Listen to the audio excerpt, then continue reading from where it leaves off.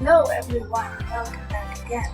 So today I'm here to review my ISC 2025-2026 boards paper.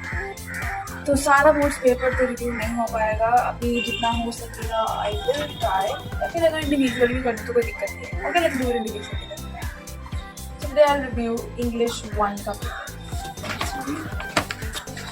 तो basically मैं ये video shoot कर रही हूँ in the month of March. I don't know when I post this, may be 2027 को हमें मन करेगा, नहीं तो इसी साल पोस्ट कर दूँगी 2026 को. But the thing is that अभी मैं जस्ट ISC देख के आई हूँ, so I know the pattern. I have remember कि कौन सा क्या हम लोग ने किया था, कौन सा स्ट्रैटेजी अपनाया था. So these are for the students who are going to appear for 2027 ISC. Okay, तो बेसिकली हमने क्या ज़्यादा हाई अमाउंट में प्रेडिक्ट किया था, दैट वाज स्पीच राइटिंग हमारा आएगा डायरेक्ट राइटिंग में. तो स्पीच राइटिंग तो नहीं आया. हमने दो चीज़ के लिए ऑप्ट किया था. It was SOP, that is statement of purpose, and second it was speech writing. क्योंकि हम लोग लास्ट बैच है जिन्हें स्पीच राइटिंग अगर पूछा जाता तो क्योंकि स्पीच राइटिंग बहुत साल से नहीं आया था, एंड SOP तो बहुत साल से नहीं आया था. बीच में तो एक आध बार स्पीच राइटिंग आया भी था. But if I talk about SOP आ गया है तो स्पीच राइटिंग का बंद हो गया है, उसकी जगह पे आया है blog. And what I am thinking the most as वो 2027 से आएगा, तो I would just like to say that prepare for blog. अगर ब्लॉग नहीं तो स्पीच राइटिंग, ये दोनों में से ज़रूर आएगा कोई. हाँ, तो ये दोनों में से ज़रूर आएगा कोई. अगर 2027 ट्वेल्थ बैच के बारे में ना बात करके लाइक अपकमिंग 11th बैच के बारे में अगर बात की जा रही है, तो उस हिसाब से इस साल के जो 12th के बैच है उन्हें स्पीच राइटिंग पे ज़्यादा ध्यान देना चाहिए. I must say speech writing और ब्लॉग, ये दोनों पे अपना फोकस जारी रखिए, और एज यूजुअल डायरेक्ट राइटिंग. और हाँ, जहाँ पे हमें बहुत दिक्कतों का सामना झेलना पड़ा था, जो कि हमारे 2025 के बैच ने अपना नहीं झेला था, जो कि था replace the incorrect underline words to make the following sentences meaningful and grammatically correct. तो यहाँ पे हमें बहुत ज़्यादा दिक्कतें झेलनी पड़ी थी, जैसे कि हमारे बहुत सारे जो इंग्लिश टीचर हैं, most popular 90% of the population हमारे इंग्लिश टीचर हमें ये एक PDF ज़रूर देते हैं जिसमें हर एक वर्ड को लेके prepositions I mean phrasal verbs रहते हैं, like abide by and something like cut off, या फिर down look to, I mean broke into, down, ये सब वर्ड्स को लेके बहुत सारे फ्रेजल वर्ब्स रहते हैं. It's like 137 page of PDF.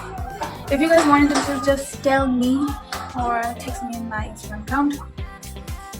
You just have to let me know, क्योंकि इस साल का आया बच्चों का हार्ड था. So next year I am hoping इससे और हार्ड आएगा, because this is English paper and they will not take any mercy on us because we are ISC.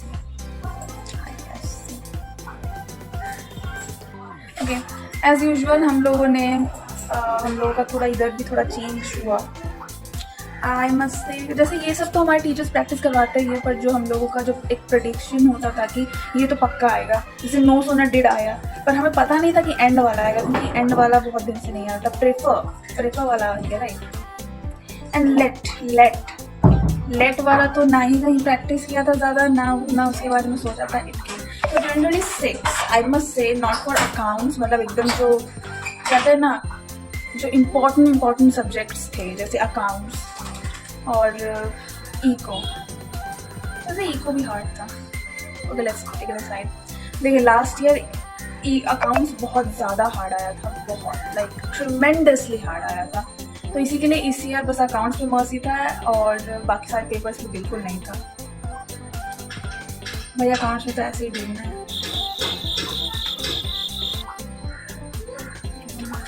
तो आई मस्ट से कि थोड़ा अपना इंग्लिश और अच्छा करना होगा. तो अगर मैं बोलूँ कि मैंने राइटिंग में, मैंने लाइक कंपोजिशन में मैं जब से क्लास 11 में आई, मैं हमेशा सिंगल वर्ड का ऐसे बस अटेम्प्ट करती हूँ. एक बार मुझे सॉल्टिट्यूड का बस मीनिंग नहीं याद आ रहा था. Solitude was like,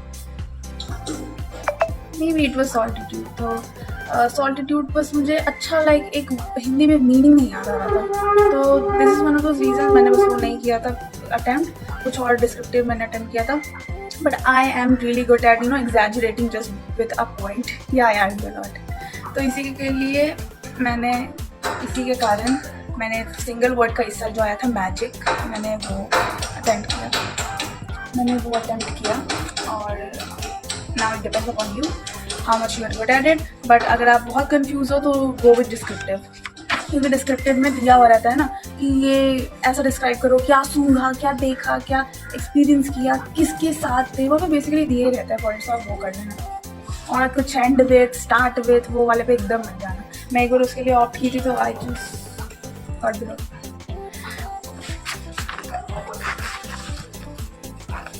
Now rest of the thing was okay, but I don't know how much I'm gonna score. So be prepared more. ISC 2027 batch, you guys can do it. I have really good faith in you. That's it for today. Best of luck for next year. Bye bye.